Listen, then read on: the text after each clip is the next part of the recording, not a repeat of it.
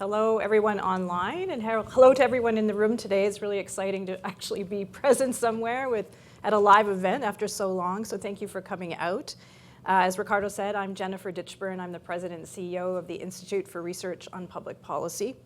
I want to start by acknowledging that for thousands of years, this has been the traditional land of the Huron-Wendat, the Seneca, and the Mississaugas of the Credit. Today, this meeting place is still the home to many Indigenous people from across Turtle Island, and we're grateful to have the opportunity to work on this land. I'd also like to thank the Munk School of Global Affairs and Public Policy for partnering with us on this event. I'd also like to thank the CBC for its support today as a sponsor. And thank you to CPAC. Those of you in the room today will see a few extra cameras. Thank you to CPAC for being here to record this conversation, which will be shown on the channel at a later date. So polarization in Canada and whether it poses a threat to Canadian democracy is a theme today. And don't worry, we're going to discuss whether there actually is polarization in Canada or not. But let me first say that the theme has a particular relevance for us at the IRPP. This year, the IRPP is turning 50. We were founded in 1972. And while our main activity is publishing in-depth research, we're also a convener. We've always been a convener. And we've convened conversations that feature very divergent viewpoints. I'll just tell you as one example. In the lead up to the 1995 sovereignty referendum in Quebec, the IRPP hosted several conversations between sovereigntists and federalists, really the definition of political polarization. But I think it's important for think tanks, not just the IRPP, but all independent think tanks, to support civil, constructive, inclusive conversations. People can and should hold divergent views in Canada, but really good public policy can emerge from that competition of ideas. And we can help advocate for evidence-based decision-making and healthy disagreements between all actors in the political sphere. So I want to not talk any further. I want to introduce our great, brilliant panel. Anita Lee, who's facing me here, is a longtime journalist, news entrepreneur, media consultant, and educator with over a decade of full-time experience as a multi-platform journalist at outlets across North America.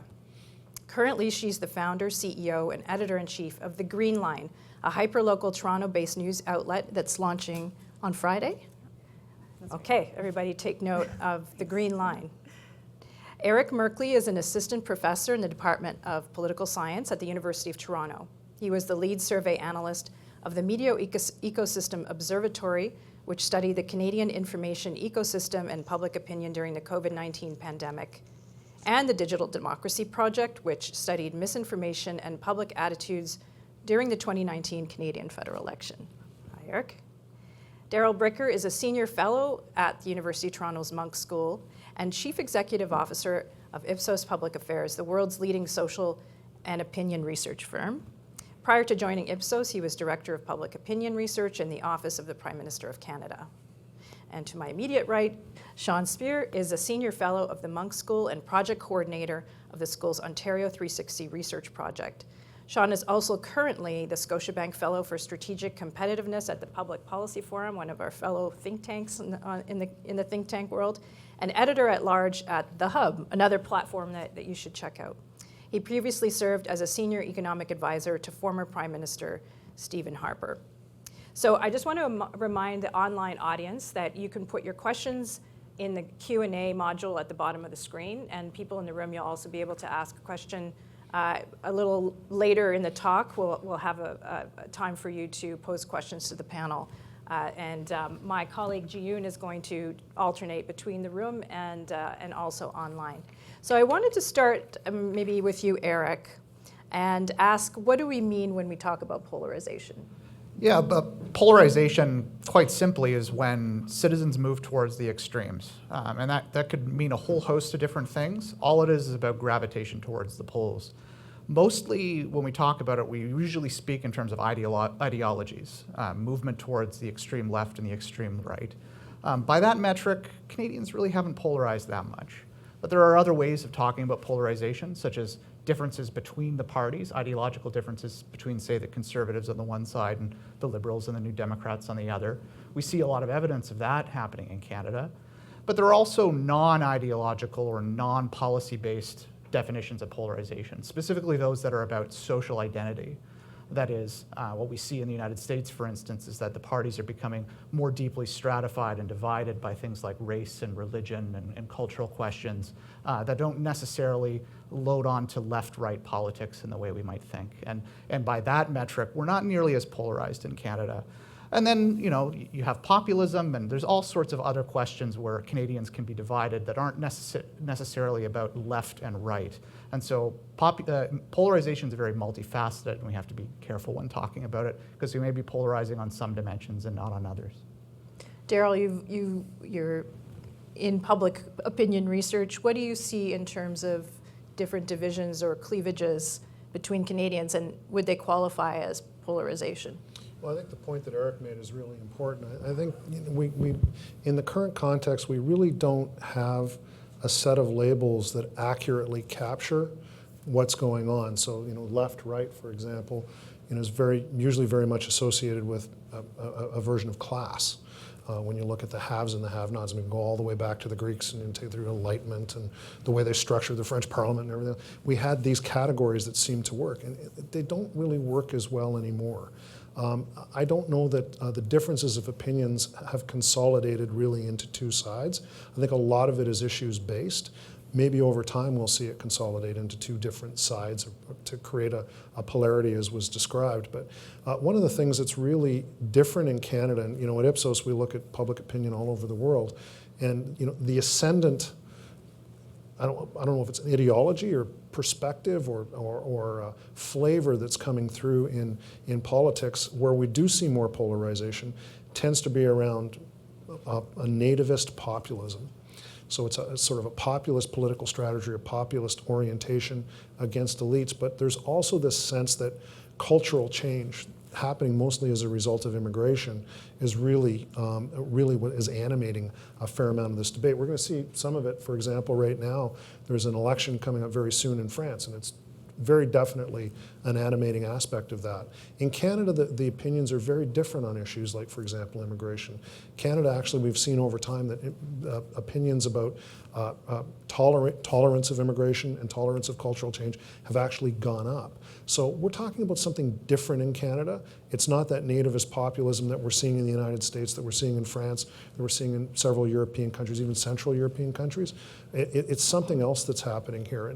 And I think really what it is just the recognition that now that we're not spending all of our time fighting over national unity, particularly the Quebec issue and the future of Quebec in Canada, what it's allowed to happen is differences of opinions to develop on some other dimension. It's something that people I don't think are necessarily used to. And good ones like what should be the size of the state, what other regions of the country may happen to think, whether we should have higher taxes, lower taxes for your trade or not. So it tends to be more of those types of policy differences that we have rather than, I would say, a polarity. And what do you notice about this trend? Who is attached to that trend? I mean, what's the demographic? It's really, really interesting because what we're seeing is that one would think that it's heavily regional. There's definitely regional aspects to it, but what we're seeing is an increasing division, I would say, based on generation. So one of the most interesting pieces of data that I've seen recently, series of data, is looking at two events that happened in Canada that were pretty much events that took place on the streets. The first one being the Black Lives Matter movement in, I guess, last year. And we saw a number of street protests and a lot of things happening. And then more recently, we saw the truckers' protest. The interesting thing to see in the data is the people who were most supportive of this method of protesting and of the agenda of both groups were basically the same people. And they were younger people, more precarious, people who were having a harder time getting started in life, having a hard time dealing with, I guess, realizing whatever their middle class dream is going to be in Canada. But it was really interesting. You would think that they would be completely divergent groups of people, but no, it was basically young people supporting both groups. Maybe because young people were so upset, and we saw this without exception, I'm sure Eric did too, that young people consistently were more had more of a difficult time with what was happening during the pandemic in terms of the rules that were being applied and whether or not people should be allowed to go out. So there was more questions that were raised about that. But this is very interesting cleavage that I haven't, maybe back in 1968 there was something like that, but it's not something that I've seen in the time that I've been doing this, which is a pretty long time, that we're seeing this real generational divide starting to emerge. Anita, you're nodding. So what have you noticed that aligns with what Daryl is saying? Yeah, so I just want to set the context for polarization in a news media context. So I've been in the industry, worked at legacy publications as well as digital American media outlets for the better part of 2 decades. And polarization in the context of news media is really about how, I often say that news media set the table for conversation, for the types of conversations we have at home over dinner, with our families, with our friends. And so we're increasingly seeing this, there's been debate about these notions of objectivity, and oftentimes, especially a place like CBC, which sets the status quo in terms of how news gathering happens, you have, the framing is oftentimes, he said, she said, or there's 2 major kind of parties that have disagreement.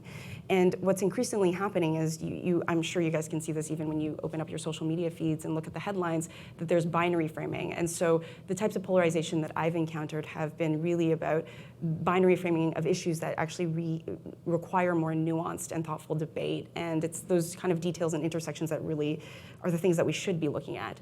But I actually love Daryl's research. It really validates a lot of the things that I've seen myself as somebody who runs a hyperlocal independent news outlet that services young Torontonians in particular. So the mission is we investigate the way we live to help young Torontonians survive and thrive in a rapidly changing city. And I actually developed this outlet precisely because I was noticing the same, anecdotally, qualitatively, noticing the same kind of just trends that were emerging, which is to say that my publication is not partisan, politically partisan. It's actually very values driven. And the reason for that is because I noticed that there's a commonality around just younger people feeling more economically precarious, that they're feeling more divided. There's a lot of research that shows that, particularly post-pandemic, that younger generations, Gen Zs and millennials, of which I am a part, are increasingly experiencing depression and anxiety at higher levels. And even within my friend circles, I know folks who have graduate degrees who are working in, for example, at Starbucks. And so that lends itself to just a lot of malcontent and discontent. And so it doesn't surprise me at all that there's more divisions generationally than politically. Sean, what about urban-rural? I know you've done work on this in the past. Are we seeing some significant cleavages there, or is it more a generational question like Daryl was pointing out, or both? Daryl talked about how polarization may manifest itself along these different dimensions. And as you said, the urban-rural question is one that I've spent some time thinking about, especially in the aftermath of the Trump election, which was described by some as the revenge of the places that didn't matter. And this question of place-based polarization matters to me personally because, I've spent most of my adult life in big cities like Toronto and Vancouver and New York and elsewhere. My family's in Northern Ontario. My parents and my brother live in Thunder Bay. My dad owns businesses in Atikokan. And so, I was motivated to understand, are there the seedlings for the kind of place-based polarization that seems to be shaping politics in other parts of the world? And I think the short answer is sort of.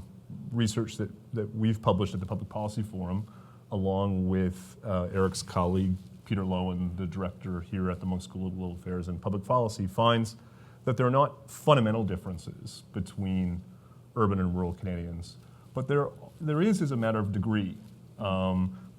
Particularly on questions that don't lend themselves to compromise. They're not technocratic questions where we can kind of saw the baby in half, like taxes or the size of government. It's questions around people's sense of economic security or people's sense of long-term opportunity. There is a difference between people living in places like Toronto and people living in places like Atikokan. Comfort with change, the type of cultural change that Daryl referred to. Again, as a matter of degree, people in big cities in Canada seem more capable of navigating the types of sociocultural changes that our country is going through. So that's a long way of saying, it seems to me the extent to which polarization is going to manifest itself increasingly in the coming years, the question of the urban-rural divide, I think, is one that policymakers and scholars and others ought to keep an eye on. We have our political system, the way it's designed, risks exacerbating those underlying differences between urban and rural Canadians. So, I think if the goal of political stability, social cohesion is at the strength of our democracy is sort of top of mind, then I do think the question of the interplay between place and sense of one's future is one that we ought to be paying attention to. So I'm going to come back to politics a little later, but maybe let's talk a little bit about the media, because the media can definitely make us feel that we're more divided. Eric, you've studied misinformation, you've studied the media ecosystem in Canada.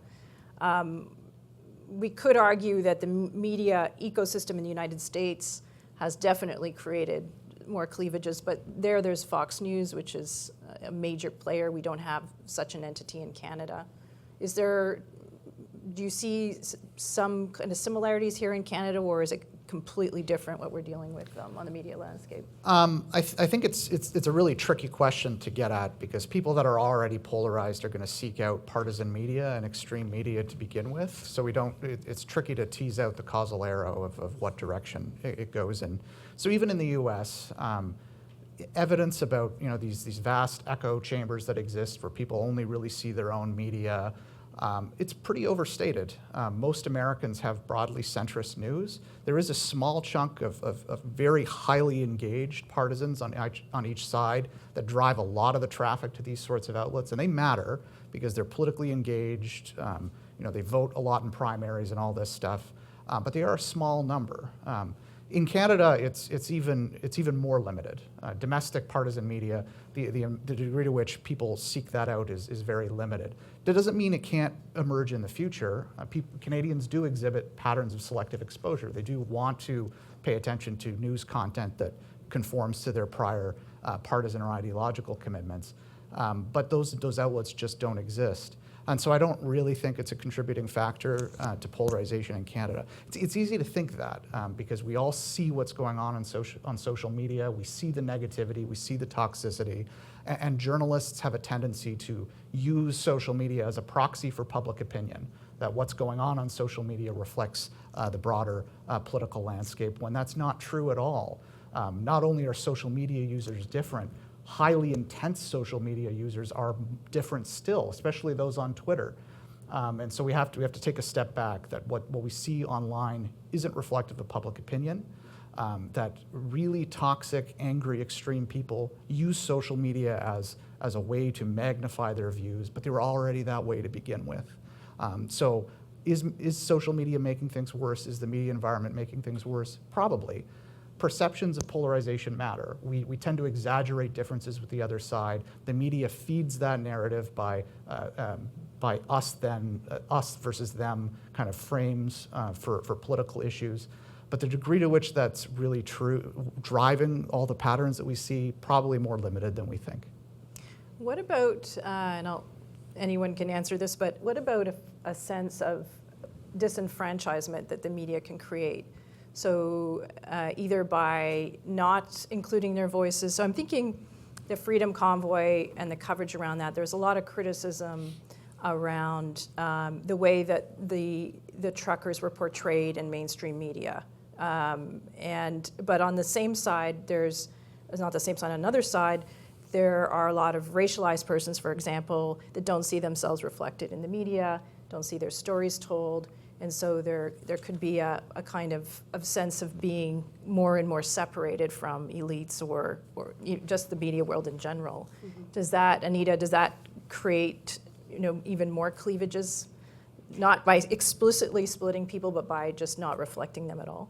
Yeah, so I was reflecting on Eric's comment, and while I agree that there are, just to set the context, Canada is quite different from America. There are many different ecosystems within American media. There's a very strong ethnic media. There's right and left wing media. There's more centrist media. Canadian media is quite consolidated, and it is highly centralized, and especially among the legacy players.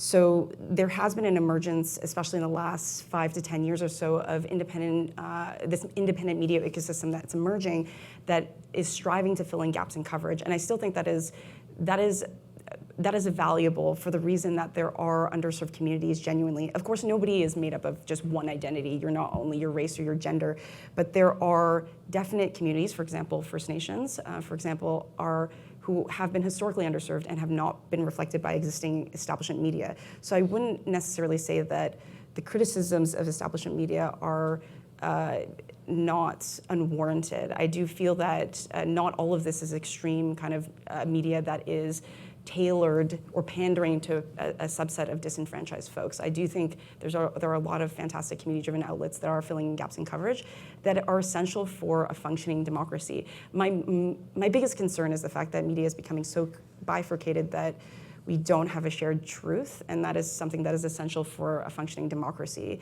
which is why I've decided to create a more bipartisan outlet for young people in the city. Yeah. Daryl, you have any thoughts about the media and how it might play into cleavages or not? I think, I'm not going to pretend to be an analyst of the media, but what I will say is in terms of reflecting public opinion, you use the truckers' protest as an example. You would think that based on what you were watching on television, which is where I would see most of it, or what you were reading, that 99.9% of Canadians thought that this was an appalling thing, and that it was just terrible, out of control lawlessness. Well, I can tell you that when we were out doing polling, that's not what we were finding. We found that one of my favorite data points was we asked a question which was, okay, you may not necessarily agree with their tactics, but do you believe that their frustration is legitimate? So they're expressing a legitimate point of view. 46% of Canadians thought that. Now, do I think that 46% of the coverage that I saw on this reflected that legitimate frustration? I do not. So there are things that are happening out there in terms of, I would say, political reaction outside of Ottawa. And the Canadian media is incredibly, except for Quebec, obviously, incredibly Ottawa and Toronto focused. And the growing part of our population are in the suburbs of the city of Toronto and in Western Canada. I don't think that fact is really reflected necessarily in the coverage that we see. Like Alberta is treated like it's sort of like the true Wild West. But maybe in some ways Alberta is a little bit more representative of where the country is headed than we think. Because if you take a look at their population growth of Manitoba, Saskatchewan, Alberta, and British Columbia, they're certainly leading Ontario and Quebec in terms of population growth in this country. They have a disproportionate share of immigration moves to those two places. So there's something that's happening out there that I don't think is being necessarily reflected in the media coverage, at least that I see. And I don't know what that is. I don't know what the solution is to that. I'm not going to pretend to be a media analyst. But when I saw that, as I said before, 46% of the population sympathizing with that point of view, I certainly didn't feel that that was being reflected in what I was seeing. May I just say something about this? You mentioned that I worked for Prime Minister Harper and spent some time in and around Ottawa. And again, motivated in large part by the Trump presidency, I've come to think a lot about the question of the representativeness and responsiveness of our politics, of the media, and so on. And the extent to which the motivation behind this rise of populism is this sense that our politics, that our mainstream institutions are insufficiently representative and responsive. And where I think the media deserves some criticism is that the media laments the lack of, laments the tendency towards a strict partisanship in Ottawa, the tendency towards caucus discipline, and so on. But whenever a parliamentarian or a politician breaks from party lines or breaks from his or her party ranks on a different issue, rather than treating it like just a natural development in a pluralistic representative democracy, it's instead reported as a sign that the leader has lost control of his or her caucus, that there is chaos and disorder. And so that, in effect, leads to the kind of top-down discipline, and in turn, limits the kind of expression of the representativeness and responsiveness that I think is important for people to feel like they have a voice. And so, if I had one, if there was one thing I think the media could do to kind of enable a greater representative responsiveness is to report on the differences, not just amongst parties, but within parties, like Eric mentioned earlier. Did you want to say Yeah, something, Eric? I think this kind of leads to an important point. As I mentioned, the parties have become more polarized, and supporters of the parties have become more polarized ideologically over time. This is especially true among political elites, among people that are really interested in politics. And this includes journalists, it includes politicians themselves.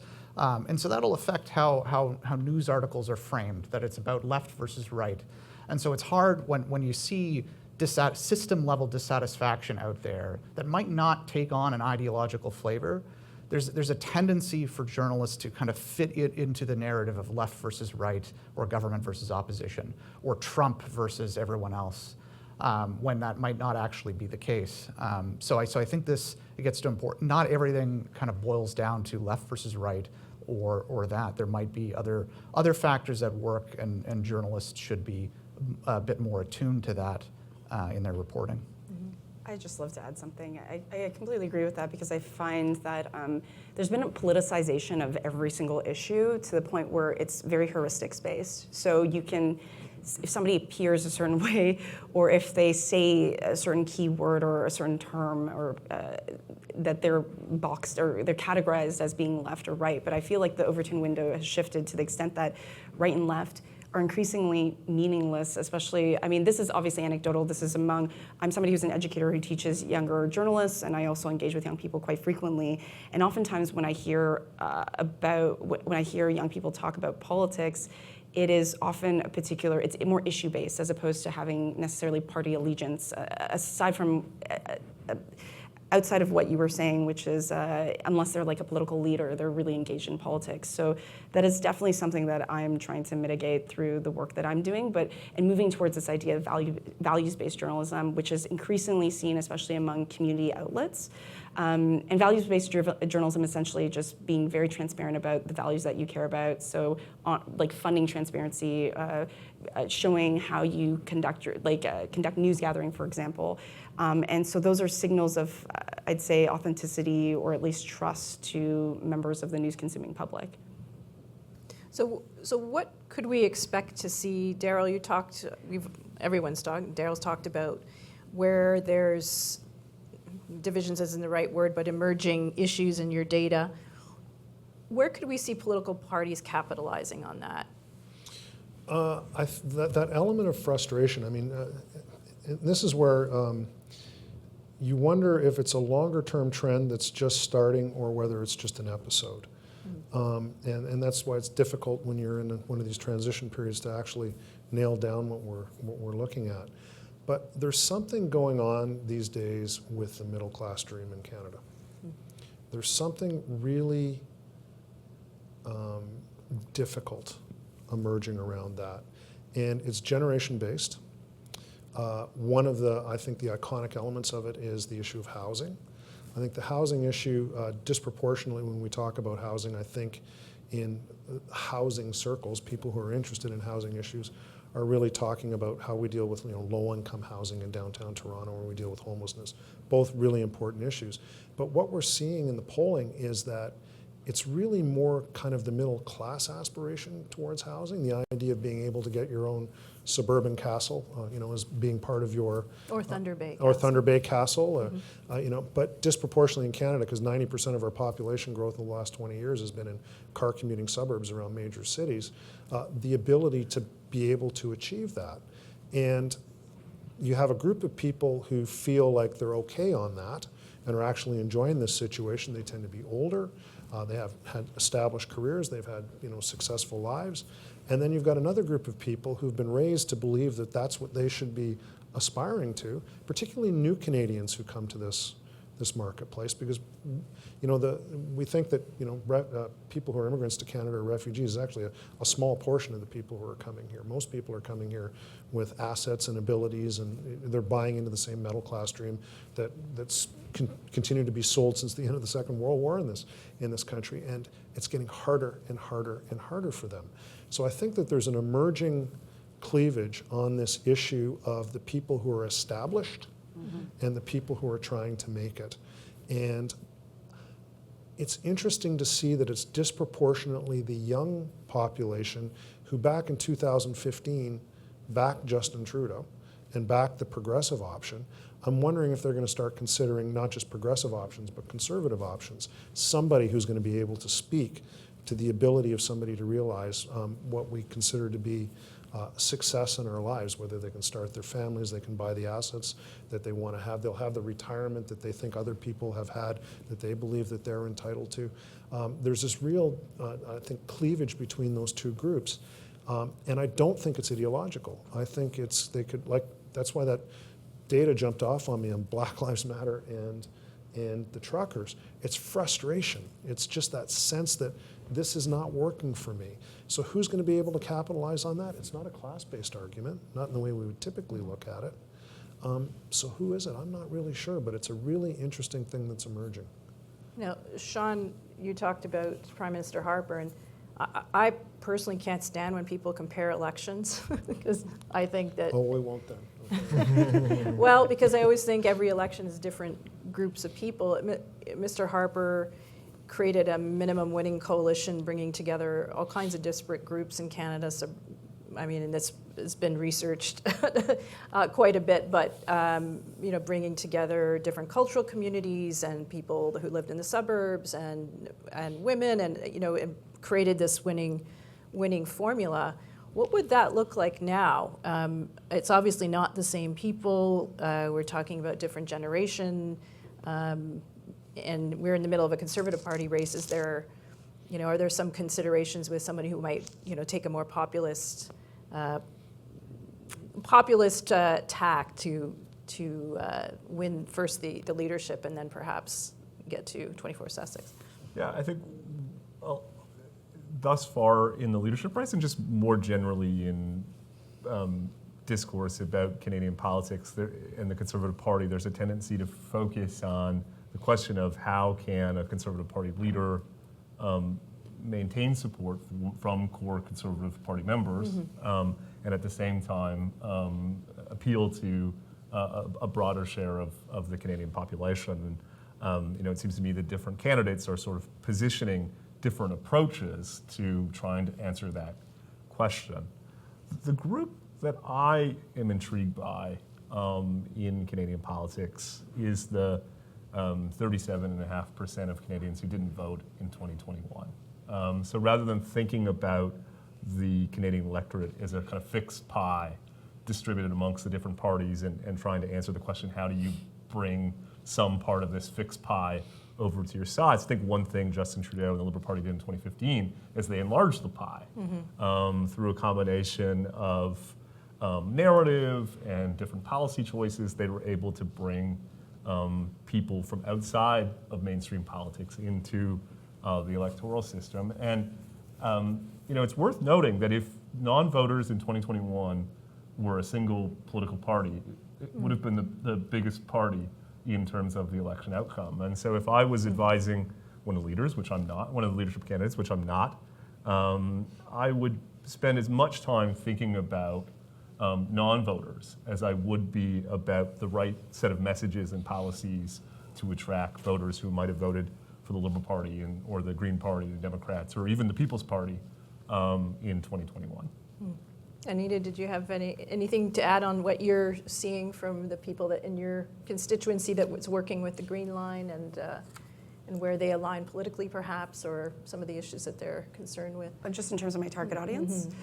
So, I mean, just some of the issues that Daryl brought up, just fundamental life issues. So, housing affordability, food access, for example, mental health issues are something that we're seeing across the board in terms of the target audiences to be served, which are young and other underrepresented people. And by underrepresented, I just mean folks who identify as being part of news deserts, which are underserved geographic areas, like, my hometown of Scarborough, which is a suburb of Toronto, as well as identity-based underserved communities, but also other underserved communities. So, for example, if you're a military veteran or you're somebody who's formerly incarcerated, you have a very distinct experience, which not a lot of people might understand. So we're trying to fill in those gaps in a local way. But in terms of the way we're actually serving these communities, we actually are using a framework that is becoming more popular among community-driven outlets, which is actually Maslow's hierarchy of needs. And of course, I'm not a psychology teacher, but it is a very helpful kind of framework for serving people from a values-driven perspective that's like apolitical, in the sense that you are able to serve, address people's physiological needs all the way up to, if you're somebody who's more resourced and just, I guess, grounded, you're able to support other members of your community. And so that's kind of the framework that is emerging and becoming more popular, at least among local media outlets that I've seen in North America. I'm going to go to questions. I'm just going to wrap up with one question, Eric. We talk. I mean, the title of this event is whether there's a threat to democracy. I think we've established that there really, isn't a dire polarization in Canada. But why is it that we fear that something could happen to our democracy? Is it because certain people will not want to be in the public sphere because the sphere is too volatile or hostile? Or is it that somebody's going to clamp down on our rights for example, if there's a very populist prime minister that comes to power? Yeah, I think we fear a democratic threat because of what we see in the United States. And there's a tendency whenever to talk about polarization in Canada to make reference to the United States and to kind of impute everything that's going down there up here. And then there are very concerning things happening in the United States in terms of the democratic stability, rolling back of voting rights by Republicans, especially at the state level, a kind of a sense that the stakes of political conflict are just so high and intense, where the partisan camps are socially stratified, as I said, by race and religion, and an erosion of democratic norms, where we see large numbers of Americans endorse political violence and the overturning of free and fair elections. But there's no signs that this is a thing that's happening in Canada whatsoever. In terms of when you poll people on these sorts of questions, there's a fair amount of confidence with the system, muted confidence, but confidence nonetheless, and one that doesn't deeply divide the parties.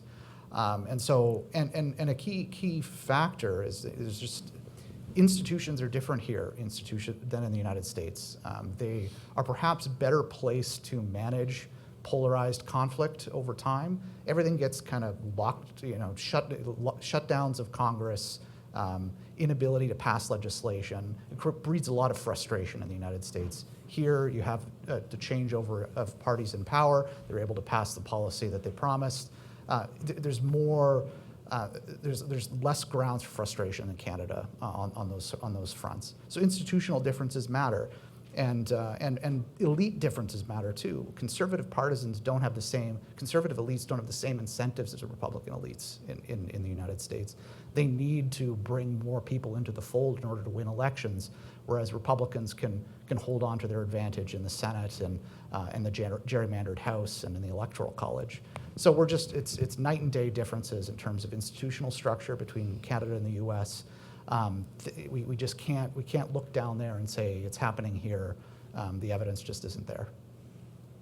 Thank you. So there's a mic here for people in the audience in Toronto, but I'll go to online questions first. Yoon, if you have one that you want to read to us. Sure. So several people have asked, is first past the post regime a reason for polarization? And would proportional representation address the perception of polarization?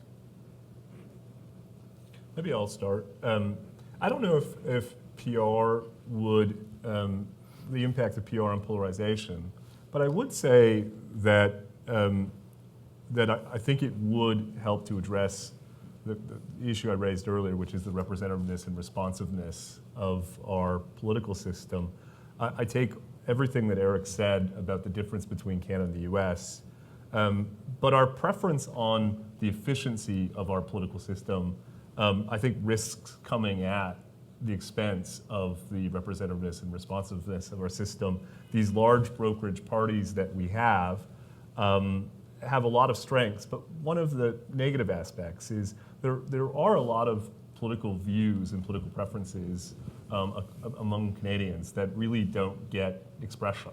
And I worry a bit, Jennifer, that especially in recent years, that the failure of our political system to bring expression to those types of ideas and values and preferences end up going kind of boom through the whole political system. And so a PR would be messier.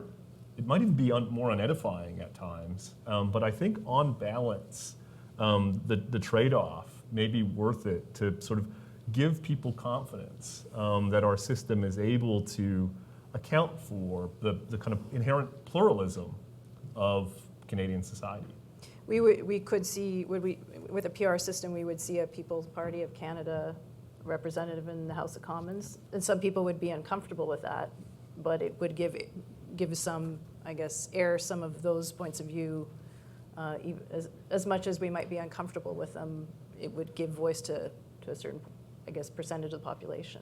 Exactly, and it would ostensibly have a counterpart on the left, where a lot of progressives feel like their values and perspectives aren't necessarily represented in our form of brokerage politics, which is accentuated by the first past the post system. I wonder if the messiness caused by PR actually kind of counterintuitively produces more political stability over the long term by bringing those voices and perspective into the mainstream, as opposed to leaving them on the margins of our political discourse.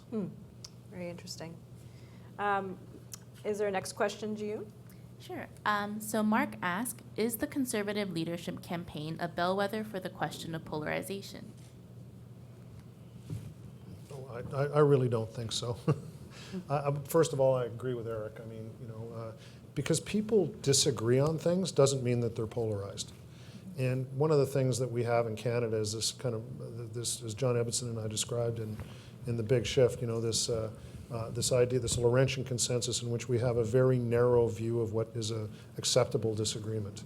And this used to be among both the Conservatives and the Liberal Party, and the NDP too. They rode a very, very narrow rail through Canadian history, and mainly because of the fact that we were always struggling with the issue of national unity.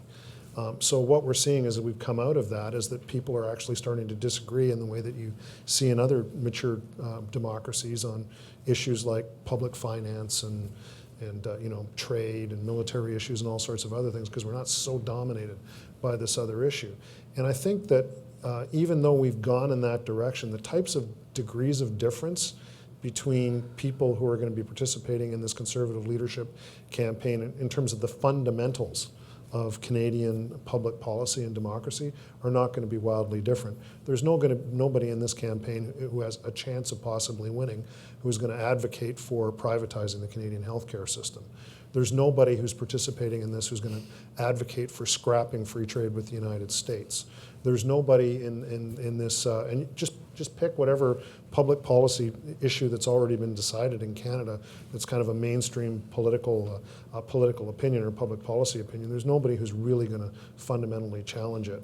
Yeah, there's going to be a few fireworks and there's going to be a few symbolic things or whatever, but the bottom line in this entire race, and this goes for any of the political parties, if they're having a leadership race, is somebody has to be able to assemble a winning coalition. And you don't do it with wedges. You can only do it by expanding whatever it is that you're trying to do.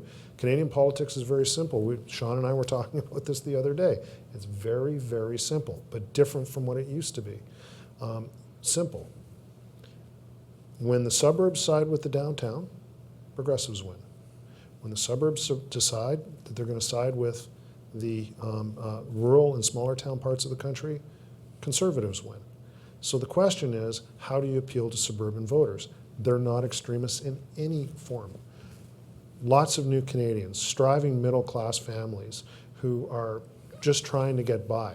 That's the sweet spot in the electoral political system. They're not sitting around talking about, big ideological questions that conservative think tankers are talking about. They could care less. They want somebody who's going to be able to deal with that problem of frustration, who's going to give them access to what they thought they bought into when they came to Canada or they were raised in Canada. That's what they're looking for. Anything else is a complete waste of oxygen. And so the conservative leader who's able to figure that out, as Stephen Harper did in his own way, is the one who's going to be successful in the next election campaign. And the next election campaign is going to be a change election. People are going to be looking for a difference, particularly after they've lived through 3.5 years of a Liberal and NDP coalition. It's just the way the political system works in this country. So I think anybody who goes down an extremist path in this Conservative leadership campaign will not be able to hold the Conservative coalition together and certainly won't be able to grow it. So I expect that maybe we're going to see a few fireworks and a few interesting things, but nothing fundamental. So the next question is from Jillian from online, and she has a question specifically for Daryl. She says, it is very interesting to hear the demographic commonalities among those supporting two very different situations. One trend we have been seeing emerge as well as is that older generations, perhaps lacking digital literacy, are also increasingly getting wrapped up in movements like the trucker protests that might promote conspiracy theories. Have you noticed this trend, and does it appear to across different movements? No, we really didn't see that. It was interesting. That's a really good question. What was really interesting in those data on the trucker protest and Black Lives Matter was where the older population coalesced was on the issue of law and order. So they saw this through a lens that was about public order. The younger population saw it as a very different thing. They saw it as about frustration and disagreement and a legitimate way to demonstrate your frustration and your disagreement with what the situation was. So that's where the older and the younger generation seemed to separate. The older folks, it was, you should not be doing any of this. This is not how we do things. You're nodding, Anita. Oh, I just find it fascinating. But I also just wanted to say that, just to the previous point about the suburbanites, it resonates so much with me in particular, because I grew up in a suburb, and that is decidedly how, like, the way my father talks about this country very much. Play by the rules, like just achieve and like focus on, building a life for us in Canada. And I think it's interesting because I diverge slightly from my father's perspective, but I think that's actually quite a common, phenomenon, at least among my friends as well. So nothing, more to contribute beyond that, but I just find it very resonant, actually. Yeah. All right. Ji-Yoon, is there another question online? We have one in the audience. Or is there one in the audience? Don't be shy. Go ahead. There's a microphone there, and there's a microphone there. Awesome. Thank you very much. Great. My question, I guess, kind of ties on a few of the themes that have been brought up, because earlier, the generational divide in the polarization. There was talk earlier about how that's maybe tied as well to housing, and I can definitely see why. I'm not entirely convinced that maybe that's the whole story. I think there's like a number of different things. I agree. Yeah. So, for first thing that comes to mind for me as well is like climate change. And seeing like a lot of youth pushing for fundamental change, feeling maybe like older generations have left them in a certain scenario. Similar thing I think of with COVID, for example, students that are taking classes online or leaving university and struggling to find jobs, probably also tied to the asset problem. But fundamentally, I guess my question is about the generational divide and how you think we can try and mend this a little bit. I know that media is a little bit difficult. It can take time to create that cultural change, but even things like this, we have a pretty intergenerational room right now. How do you think we can try and move forward and bring different generations together to maybe share those opinions so we can grow together? That's a really good question. Sean? Maybe I'll just, first of all, recognize that we always have great questions from Monk students here. Yes, excellent. Not the online questions weren't great too. To the extent that I have an answer to Juan Carlos' question, I think there's a fascinating and yet underreported generational change occurring in our politics, and I'm not quite sure what the consequences will be. But viewers won't be surprised to hear that I'm most familiar with this occurring within conservative politics, though of course I'm sure it's manifesting itself in progressive politics as well. But just a couple of stats. 49% of federal conservative MPs were elected in 2019 or 2021. More than half of the shadow cabinet presently is millennial or on the margins of being millennial. And it's just fascinating to think about what that may mean for the issues, priorities, perspectives that manifest themselves in conservative politics. This is a generation that didn't come of age during the big battles about the role of the government in the economy of the late 1970s and 1980s. These are people who are more familiar and committed to questions around climate change, like was mentioned. I think questions around identity and culture, which really are not part of the baby boom generation's politics. So I think it's too early to tell. And what's interesting about what this all means, and what's interesting is this millennial caucus, as I've described it within conservative politics, doesn't have a self-image, I think, as a generational cohort. It still sees itself along ideological or regional lines. But to the extent to which it starts to bring expression to a particular generational perspective, I think it could be really powerful. And we may be on the cusp of a kind of change in the conversation shaped by just who's around the table and who's represented in Parliament. Well, Eric, I'm going to take some more questions from the room, but on climate change, I mean, our politicians would like us to think that we're split left-right, but there's many conservatives are for carbon pricing, for example, but we don't always see it portrayed that way.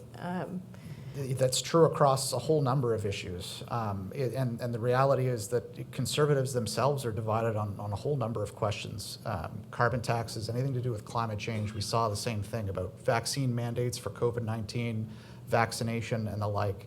Those are deep divisions within the Conservative Party and conservative voters. There's a tendency in media coverage of the environment to just, conservatives are climate deniers, and that's that. But there's a lot of conservative voters that think it's an important issue, especially among younger generations. And as there is generational change, and as there are issues that are underserved by kind of current left-right politics, like housing prices and the like, some political entrepreneurs are going to take advantage of that and try to bring those issues into the fold because there's a political upside to do so. This has happened throughout Canadian history, where you've had certain issues, certain tensions that boil over that the current party system isn't able to grapple with effectively. So this happens again and again, and we might be seeing it here. But to the age of the Conservative caucus, I think it speaks to that change that's happening. It's not a gentrocracy like in the United States, where everybody's over the age of 70, it seems, in Congress. So I think that's I'm optimistic about the future in that sense, even though change might not come as quickly as we might like. I'd love to add to actually that. That's a great question, and I think about it a lot. But I find that, just to reiterate something that Sean said, which is like there's effectively a changing of the guard in terms of who's at the table, and there's a lot of younger leadership that is really invested in issues of climate. And I find, so somebody we interviewed at the Green Line was the Fridays for Future Toronto lead, Ali Rougeau, and I know her mother personally, and I know, like, her mother has told me that I know this sounds very simple, but like the fact that her daughter's invested in this issue was the way that she was able to become more invested in herself. So it's not as if these generations are completely divided. In fact, they often live in the same household. So I think organically, my hope at least is organically that this, some sort of consensus will emerge. I don't think we're that generationally divided, although there are obviously differences. So we have a few more minutes, so we'll do like rapid fire 2 questions from the room and then wrap up. I'm trying to remember which side. Here. Thank you. So my question is about the Emergencies Act. Do you think its use by the federal government will have any long-term or medium-term implications for Canadian democracy and polarization? Or do you think it's just kind of a one-off event that won't have too many repercussions? And also, is it going to lead other social movements to express their views in that way? And what will be the kind of general consequences or non-consequences of the use of the Emergencies Act? Sean?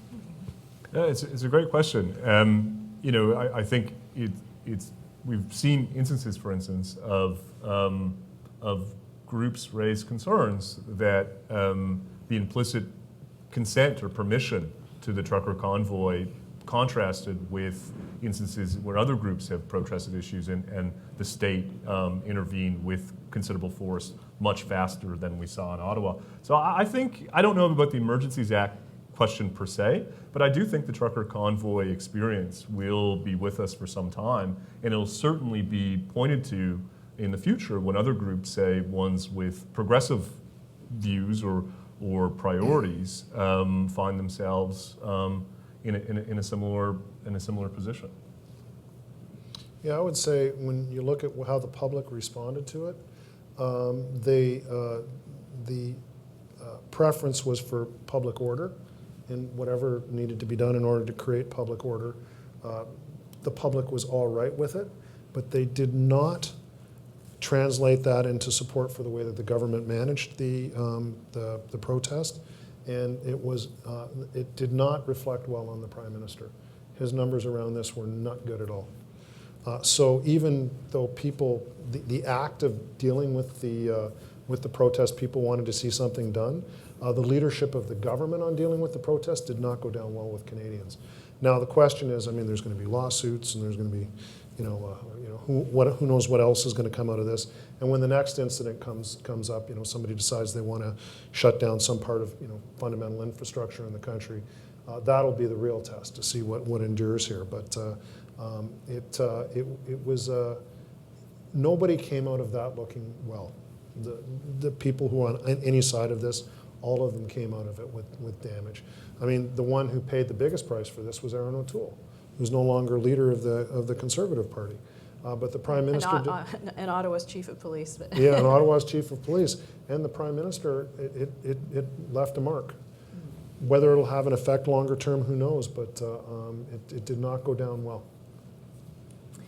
So I'll ask the two of you to ask your questions 1, 2, and then we'll answer them, and then we will unfortunately have to wrap up.